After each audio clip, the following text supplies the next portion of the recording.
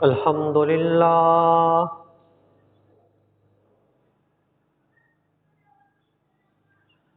الحمد للہ وکفا والصلاة والسلام علی من لا نبی بعد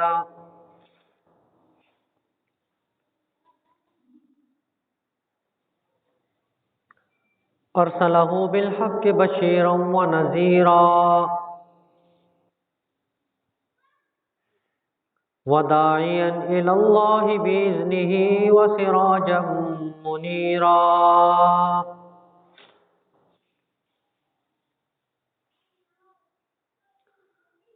اما بعد فاعوذ باللہ من الشیطان الرجیم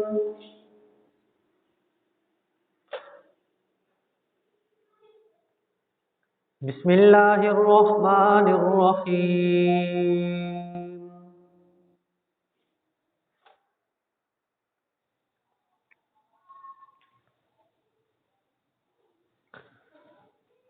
وما ارسلناک الا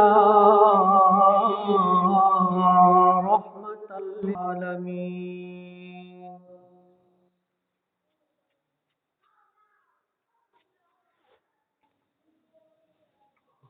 آمنت باللہ صدق اللہ العظیم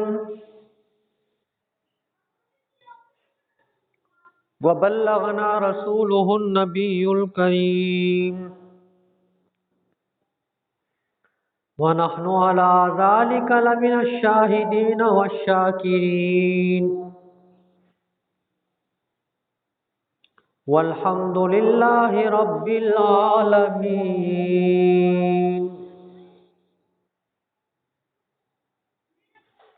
قابل صد احترام و تکریم میرے واجب الاحترام دوستوں، بزرگوں، عزیز نوجوان ساتھیوں،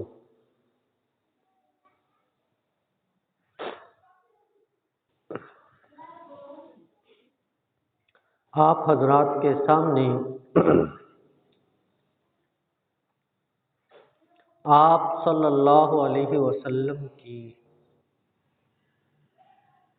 زندگی کے کچھ لمحات کچھ دنوں سے بیان کیے جا رہے ہیں۔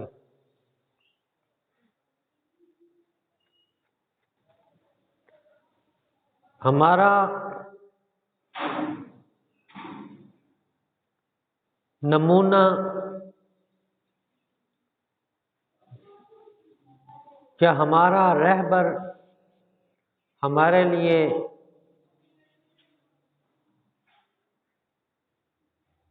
آئیڈیل کے طور پر نبی کریم صلی اللہ علیہ وسلم کی زندگی ہے۔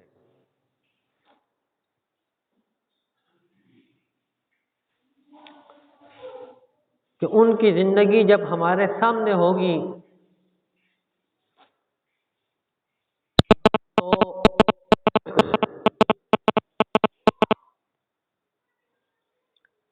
ہم گمراہی سے بچ جائیں گے۔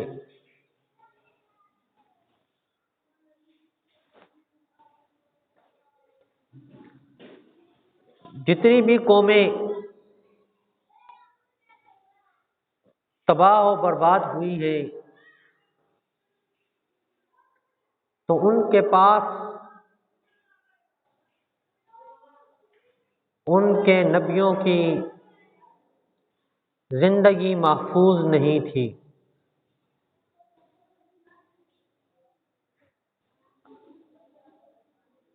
اسی لیے ان کو مختلف طریقے سے تہوار منانے پڑتے ہیں۔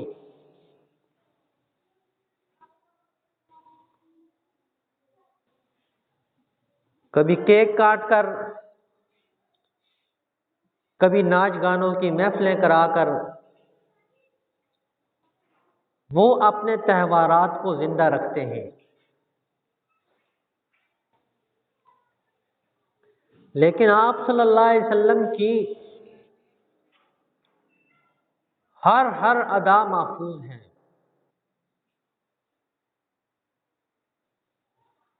کوئی ایسی بات جو رسول خدا صلی اللہ علیہ وسلم کی زبان سے نکلی ہو غیر محفوظ ہو، یہ ہو نہیں سکتا۔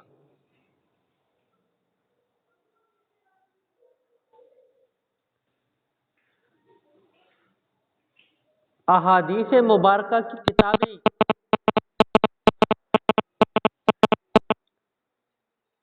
80 سے زائد ہیں،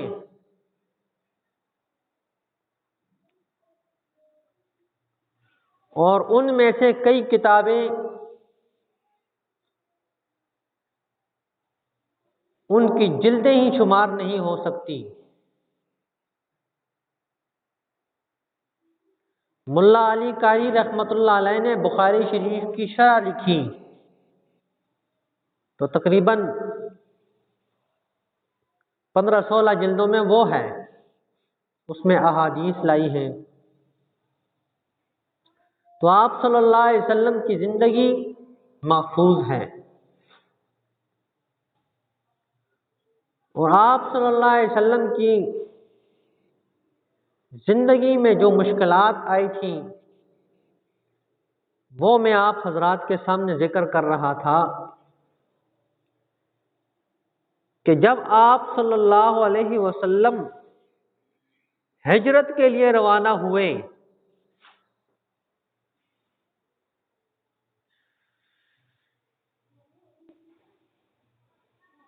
اپنا گھر بار تن من دھن سب کچھ چھوڑ دیا، مکہ کا وہ عظیم علاقہ جس میں آقا نے 40 سال کا عرصہ گزارا، وہ چھوڑ کے جا رہے ہیں۔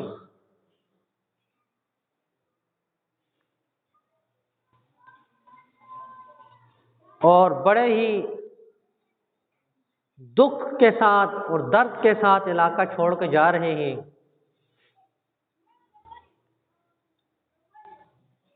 دین کی خاطر اللہ نے جو ان پر کرم نوازیاں کی ہوئی ہیں وہ تو ایک الگ بات ہے، لیکن اللہ کی دین کی خاطر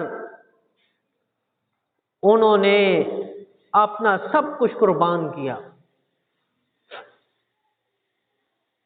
وطن کو چھوڑ کے چلے گئے۔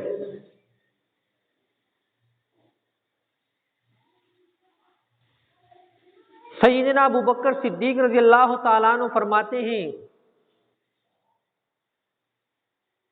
کہ ہم جا رہے تھے تو ایک جگہ میں نے دیکھا بہت بڑی چٹان تھی اور اس کے ساتھ سایہ تھا، تو آپ صلی اللہ علیہ وسلم کو میں نے وہاں سلا دیا اور خود تلاش میں نکل گئے کہ کچھ کھانے پینے کے لیے مل جائے۔ تو ایک چرواہا ملا، وہ بکریاں چرا رہا تھا، تو انہوں نے اس کو کہا کہ ہمیں تھوڑا سا دودھ مل جائے گا؟ تو اس نے کہا بالکل مل جائے گا۔ تو پہلے اس کے ہاتھ دھلوائے، پھر بکری کے تھن دھلوائے، اور پھر دودھ کو چھان کر اس میں پانی ملا کر کے ٹھنڈا ہو جائے آپ صلی اللہ علیہ وسلم کے سامنے پیش کیا۔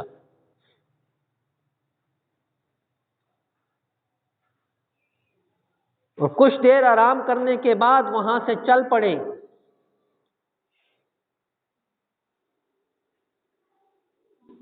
روایات میں آتا ہے کہ آپ صلی اللہ علیہ وسلم کا گزر ام معبد کے گھر سے بھی ہوا،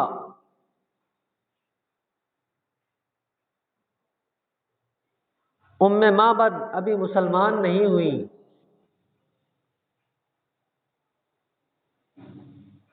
لیکن آپ صلی اللہ علیہ وسلم کا انہوں نے اکرام کیا۔ جب رسول اللہ صلی اللہ علیہ وسلم نے پوچھا کہ کھانے کے لیے کچھ ہے، اس نے کہا کہ کھانے کے لیے کچھ نہیں، ایک بکری ہے وہ بھی خشک ہو چکی ہے۔ تو نبی کریم صلی اللہ علیہ وسلم نے فرمایا کہ اس کو میرے قریب کر دو۔ اب وہ خاتون دیکھ رہی ہے کہ اب یہ کیا کرنے لگے ہیں۔ آپ صلی اللہ علیہ وسلم نے سورۃ فرقان کی کچھ آیات پڑھ کے اس کو دم کیا اور اپنے مبارک ہاتھوں سے اس کے تھنوں کو ہلایا تو اللہ رب العزت نے ان کو دودھ سے بھر دیا۔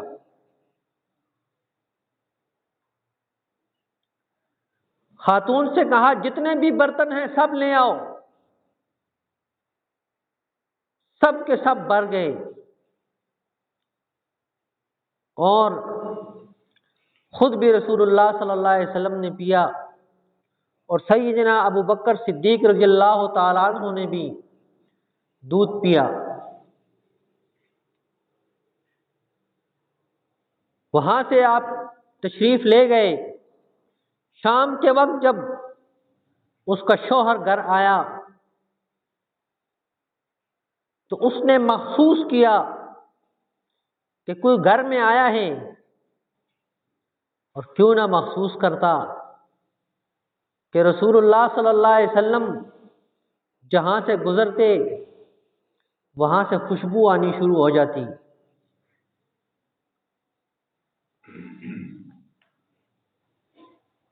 تو اس نے پوچھا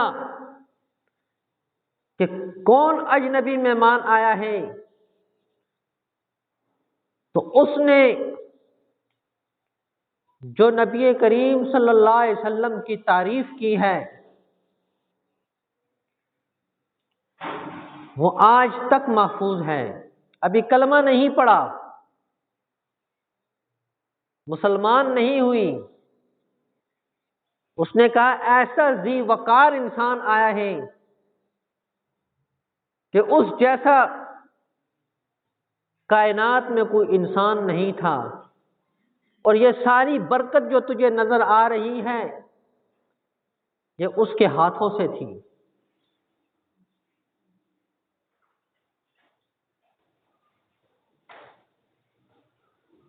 اور جب رسول اللہ صلی اللہ علیہ وسلم مدینے کے قریب پہنچے تو لوگوں کو اطلاع ہو چکی تھی کہ آپ صلی اللہ علیہ وسلم وہاں سے چل پڑے ہیں۔ تو لوگ باہر آ جاتے استقبال کے لیے،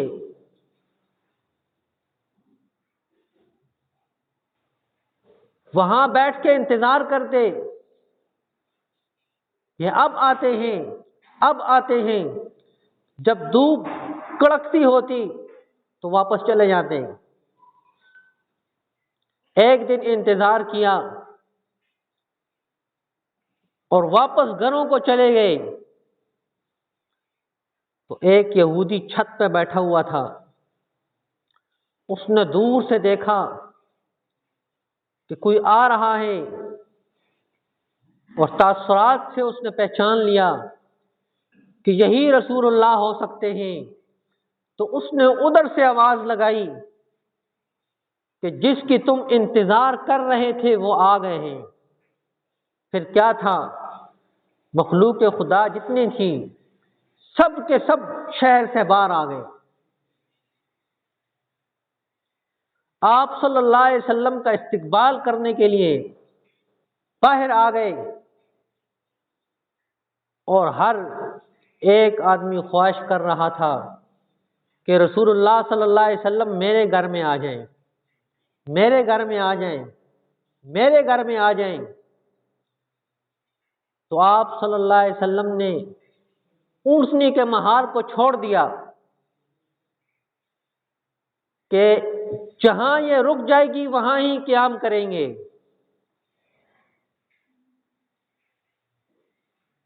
لیکن ہر ایک کی تمنا پھر بھی یہی تھی کہ رسول اللہ صلی اللہ علیہ وسلم میرے گھر میں آ جائیں، لیکن جو اللہ کو منظور ہوتا ہے وہی ہوتا ہے۔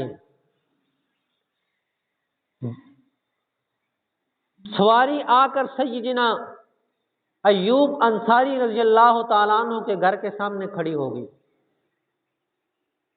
آپ نے کہا ہمارا قیام یہاں ہوگا۔ سیدنا ابو ایوب انصاری رضی اللہ تعالیٰ عنہ وہ عظیم مجاہد ہیں جنہوں نے 120 سال کی عمر میں، بڑھاپے کی عمر میں جہاد کے لیے روانہ ہو گئے۔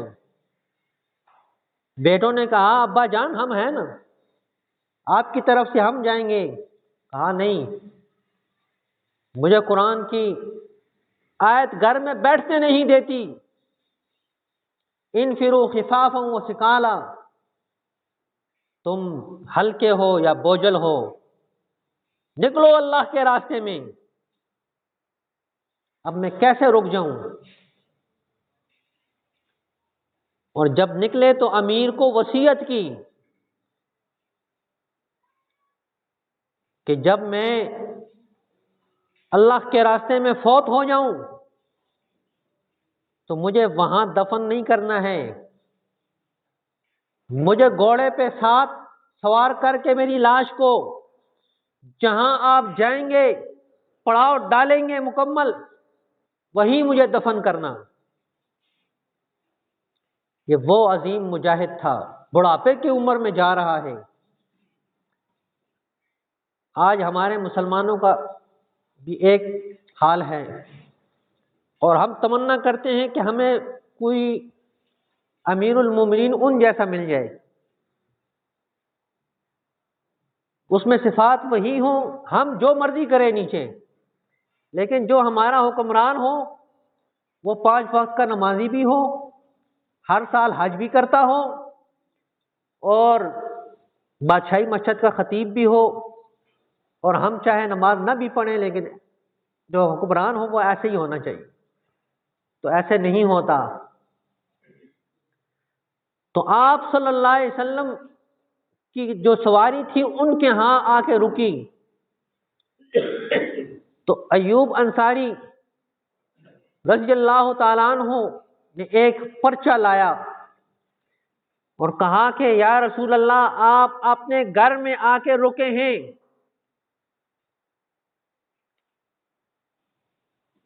بھئی کیسے آپ نے گھر میں آ کے رکا؟ تو انہوں نے کہا کہ ہمارے آباء و اجداد میں ایک بادشاہ گزرا ہے، وہ بادشاہ تمام علاقوں کو فتح کرتے ہوئے یہاں پہنچا، جب یہاں پہنچا تو یہاں سے وہ آگے جا نہیں سکا، علاقے آگے نہیں فتح کر سکتا تھا۔ اس نے اپنے علماء سے پوچھا کہ کیا بات ہے، یہ کیا چیز ہمارے سامنے رکاوٹ ہے؟ تو ان علماء نے کہا کہ اس سرزمین پہ آخری رسول آئے گا، اور یہ جتنے بھی بیٹھے ہیں یہ سارے اس کے انتظار میں بیٹھے ہیں، اور اس کے وسیلے سے ہی دعائیں مانگتے ہیں، تو جتنی مرضی عملے کر تو کامیاب نہیں ہو سکتا۔ تو انہوں نے یہاں سے آگے حملہ کرنا چھوڑ دیا، اور یہ محل کے طور پر اس کو بنا کے یہ پرچی لکھ دی کہ یہ گھر اس پیغمبر کو دینا، اور ان سے کہنا کہ اگر میری زندگی میں آ گئے تو میں ان کے ساتھ مل کر کفار کا مقابلہ کروں گا، اور اگر نہ آئے تو یہ گھر میری طرف سے ہدیہ ہے ان کو۔ تو اس گھر کے سامنے آ کر رسول اللہ صلی اللہ علیہ وسلم کی سواری کھڑی ہوئی، اور اس کے بعد سب سے پہلا کام رسول اللہ صلی اللہ علیہ وسلم نے جو وہاں کیا وہ مسجد بنانے کا کیا۔ سب سے پہلے رسول اللہ صلی اللہ علیہ وسلم نے اس کے قریب مسجد بنائی، آج بھی وہ مسجد قباء کے نام سے مشہور ہے۔ دعا ہے کہ اللہ رب العزت مجھے بھی اور آپ کو بھی رسول خدا صلی اللہ علیہ وسلم کے نقش قدم پہ چلنے کی توفیق عطا فرمائے۔ وما علینا الا البلاغ۔